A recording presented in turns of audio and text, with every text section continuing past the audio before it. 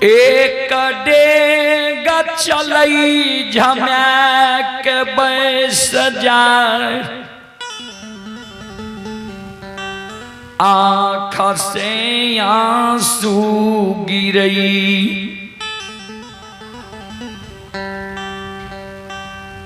कोयली गुरु बाबा का कहे क्या कहने छिए,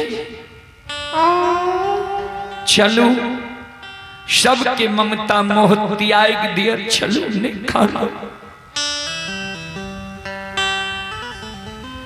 कानाल कानाल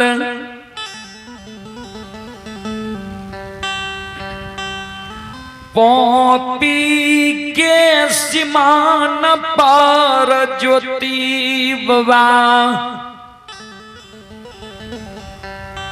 पहुँच गए। पौपी के सिमान पर सूर्य भगवान के उदय भै गेलैया। ज्योति बाबा जब पौपी के सीमान पर पहुंचे छे, ता तक में सूर्य भगवान के उदय भै गेलै, फरीच भै गेलै। गुरु बाबा पौपी के सीमान से पश्चिम मुंह नजर ज खिरावे तो कोई नहीं आब रहे। ये गुरु बाबा के लौटावे ले घुरावे ले।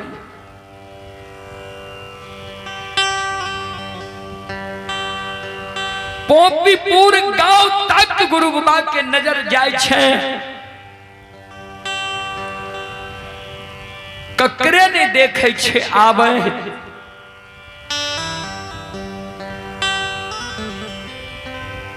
ज्योति बाबा के ममता मोह सताबे लागलै।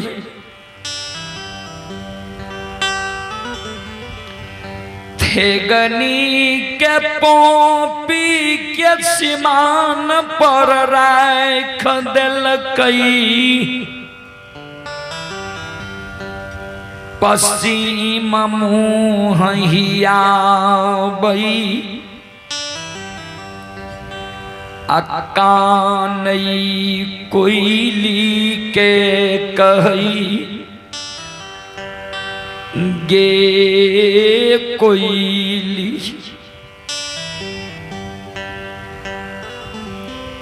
हे गई समाज में रूसालक। लोग बौसई छै, मनाबै छै, फाटल के सियई छै। कोयली देखी हमर समय,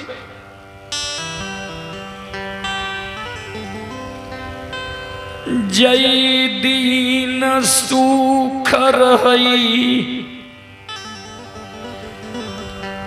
समाज के लोग चारों बगल से घेर के बैसई रहे। हम बीच में बैस के भक्ति हरि नाम गावे रही है। समाज के लोग हमरा मुखार वृंद द्वारा भक्ति भजन के सुने रहे, श्रवण करे रहे। आज हमर समय बिगड़ गए, दिन दुर्दिन भै गए। कोई समाज कम से कम हमर मौन के भी ऊपर के मन से भी हमरा नहीं कहल के जे नहीं जाओ, लौट जाओ, पौपिए में रह जाओ।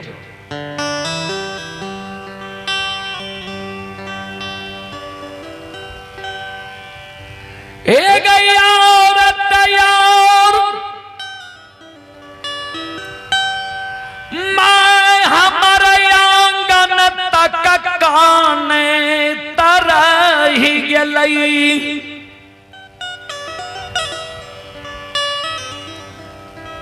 हे गई जई बियाही नारी के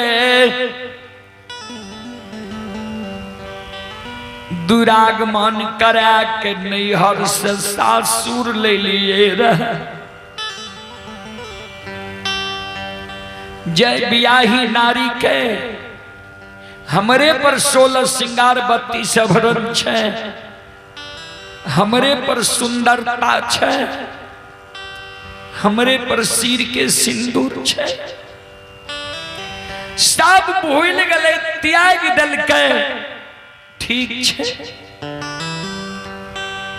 लेकिन जे बियाही नारी के हमरे पर सिर के सिंदूर छे, सुहाग छे, सुंदरता छे, इज्जत प्रतिष्ठा छे।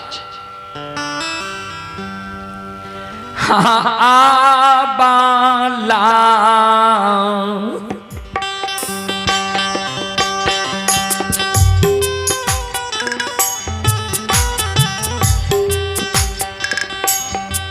आगे नारी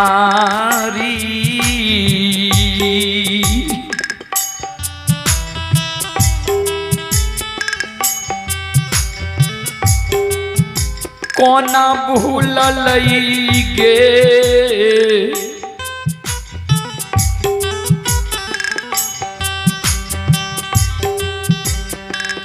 कोयली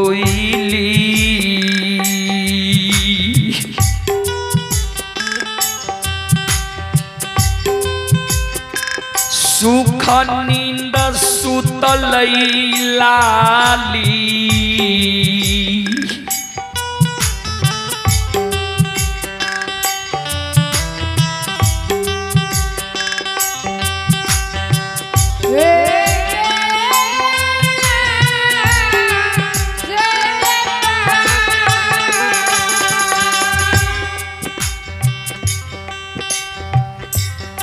अवला नारी कोना सुख के नींद सुतल रह गले लाली सेज पलंग पर।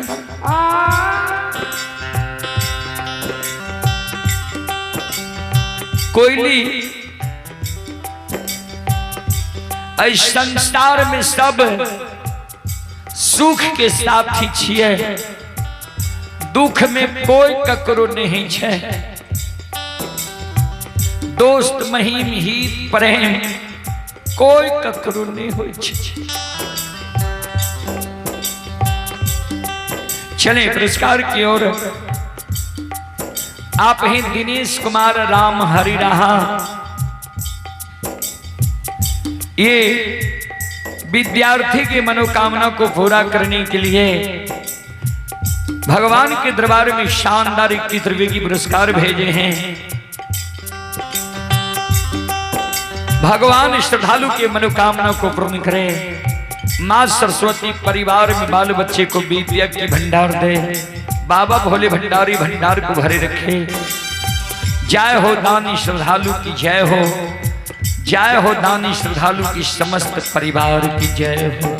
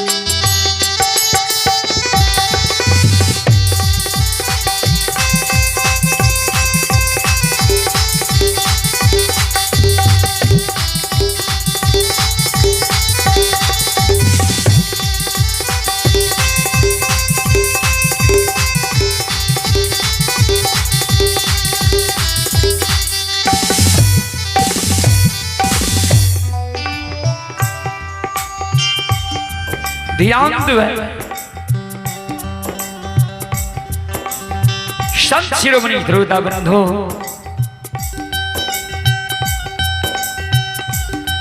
गुरु बाबा जी लौट लौट के काने रहे पोपी की सीमान पर।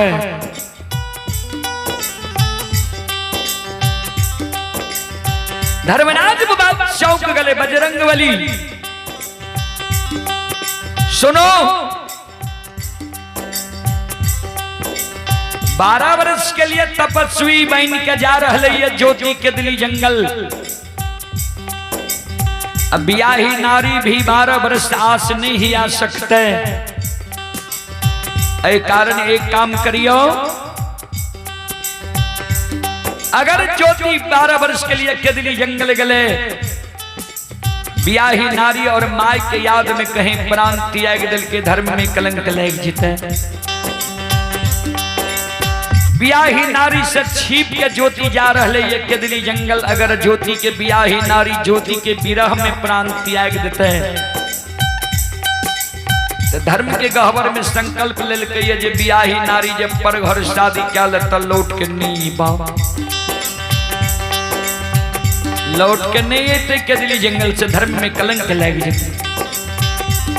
ऐ कारण माया का विस्तार करियो, आपन रूप के छोड़ दियो, भमरा के रूप धारण क्या लियो। ज्योति के ब्याही नारी जे लाली से जे पलंग पर सूतल छे, ओकरा जाके स्वप्न जगा दियो जे तू जे लाली से जे पलंग पर सूतल छो, तोहर स्वामी तोरा छोड़ के 12 वर्ष के लिए केदली जंगल जा रहा है।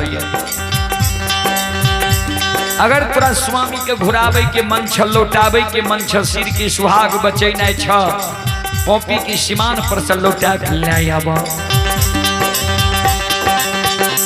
आओ ये याद भूत येली,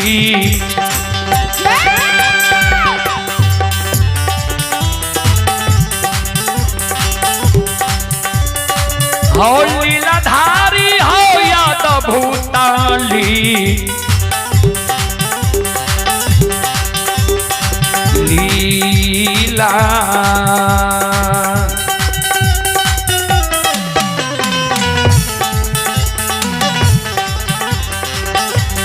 रचै छे हो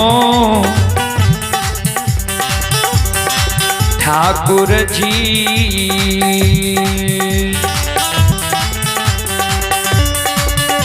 आओ बाबा दुलारुआ ये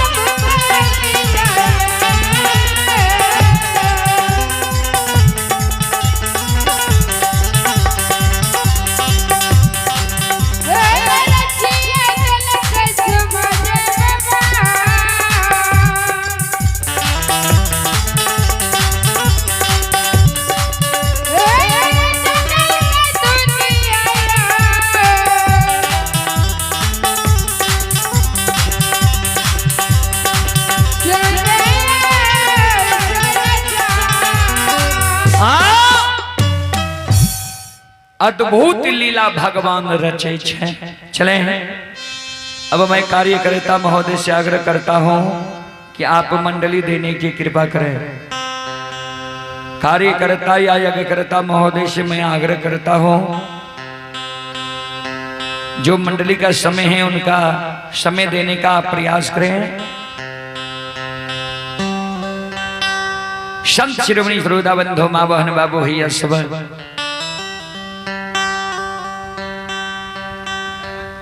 धर्मराज बाबा के के शब्द सुन के महारुद्र बजरंग बली आपन रूप के छोड़ दिलके, भंवरा के रूप धारण कर लेलके।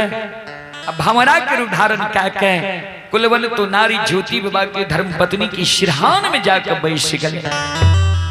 ध्यान से सुनो, हे यो सुनो सुनो सुन भैया सुन बे,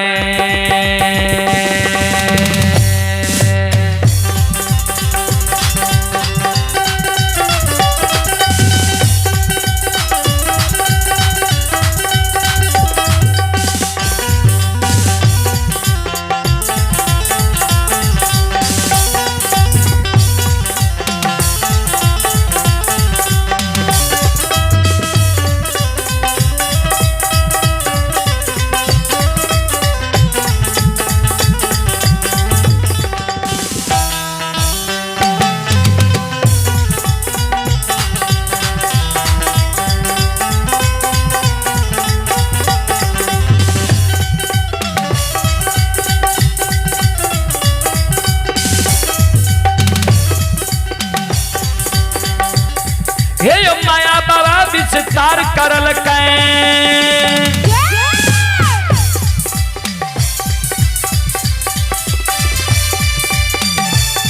हे यो माया बाबा विस्तार करल अपन रूप के छोड़िए दिल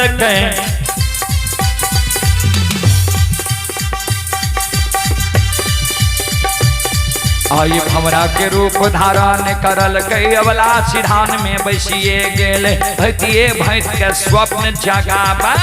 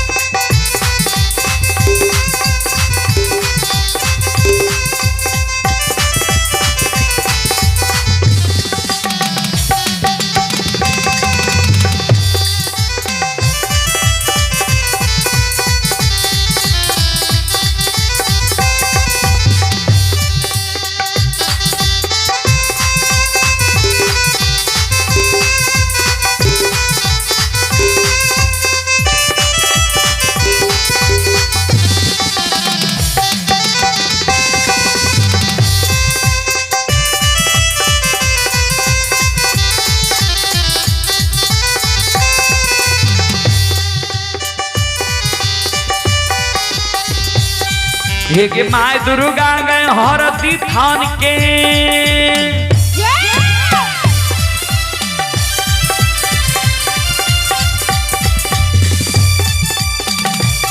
हे माय दुर्गा गए हरती थान के माय भगवती के मैना गाम के हे माय विषहरी तिवारी थान के हे माँ तारा के महिषी धाम के माँ गंगा के मानसी घाट के माँ कत्यानी के रेलवे काट के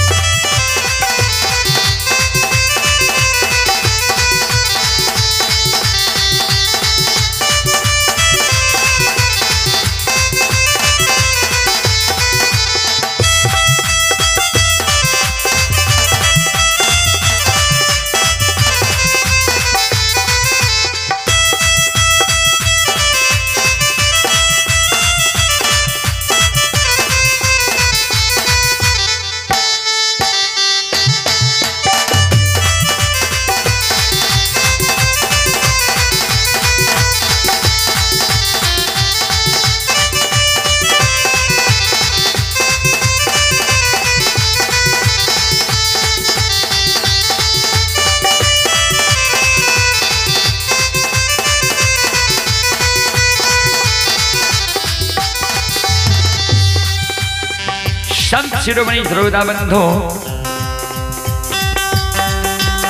हे माँ बहन बाबू भैया सब, बजरंगबली माया का विस्तार क्या दल के ज्योति बाबा के धर्म पत्नी कुलबन तो नारी के भाई के स्वप्न जगावे लगे।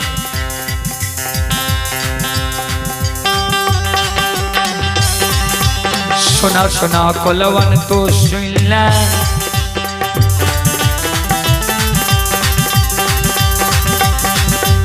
सुना सुना कुलवन तो सुन, दिल के बात प्रेम से सुन।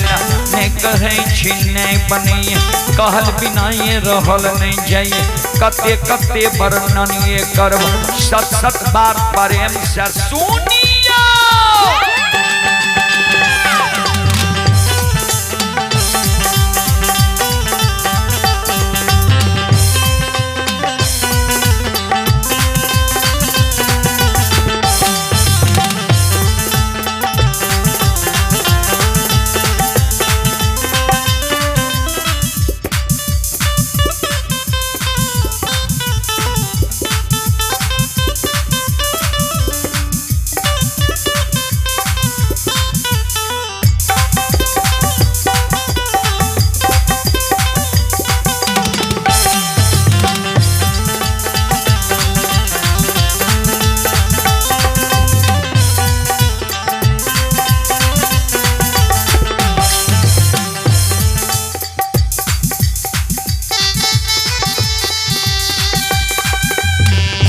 शिरोमणि श्रोता बंधु,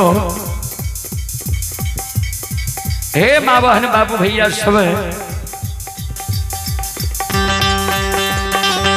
ध्यान दो। बजरंगबली अपना अबला के स्वप्न जगा दिल के जी। स्वामी पर 16 श्रृंगार बत्ती सभरन कहने छो जी। स्वामी पर सुंदरता छो जे स्वामी से पर तू नैहर से सासुरल हो है। उस स्वामी आज तोरा छोड़ के भागल जा रहा है 12 वर्ष के लिए केदली जंगल पोपी के सीमान पर जा रहा है। आये आज गुरा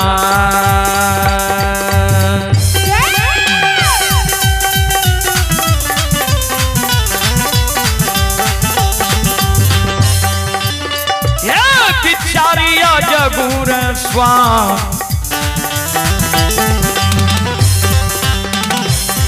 आहे सपना,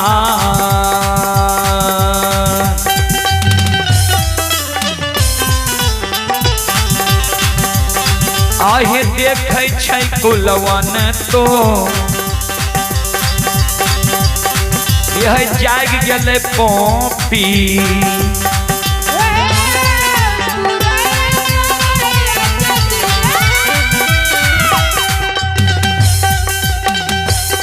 यज्ञ करता महोदय जय मंडली के समय से उनकर समय देकर अपने प्रयास करियो।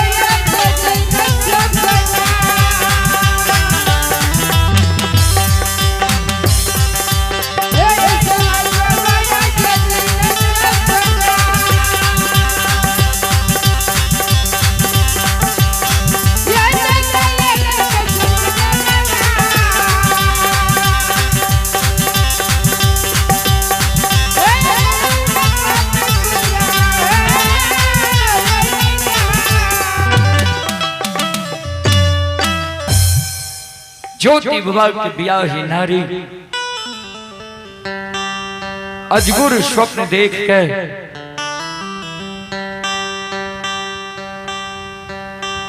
ज्योति बाबा के बियाही नारी जाग गई है। जहिना जागे छे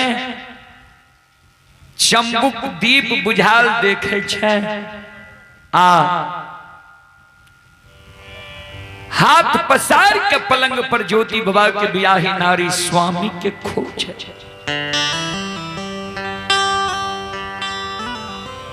नयू नगरी नयू ठाम नए दीप बरत देखई छै नए स्वामी के पलंग पार देखई ज्योति बाबा के माँ जे गहबर के ओ सार पर कानई रही। सज्जन वृंद